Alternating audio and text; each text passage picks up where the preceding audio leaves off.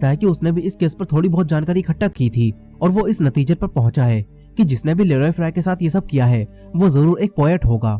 और ये कहने के बाद एडगर यहाँ से चला जाता है। फिर ऑगस्टस लैंडर एक दूसरे सोल्जर से पूछताछ करते हैं जो कि उस रात ड्यूटी पर था जिस रात लेरॉय फ्राई को अस्पताल लाया गया था और फिर उसका दिल निकाल लिया गया। ऑगस्टस लैंडर उस सोल्जर से पूछते हैं कि क्या तुम्हारे सामने कुछ अजीब हुआ था, जिस पर वो सोल्जर बताता है कि रात 2:30 बजे तक तो कुछ भी नहीं हुआ था, लेकिन इसके बाद एक ऑफिसर यहाँ आया था और फिर उसने मेरी ड्यूटी खत्म कर दी और मुझे यहाँ से जाने के लिए कहा। ये जानकर ऑगस्टस लैंडर सोल्जर से पूछते हैं कि तुम्हें कैसे पता चला कि वो कोई ऑफिसर ही था। इस पर सोल्जर कहता है कि उनके कंधे पर बार लगे थे और उससे ही उसे पता चल गया कि वो एक ऑफिसर हैं।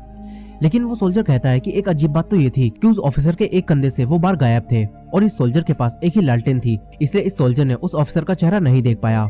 ऑगस्टस लैंडर को सोल्जर की ये बातें सच लगती हैं।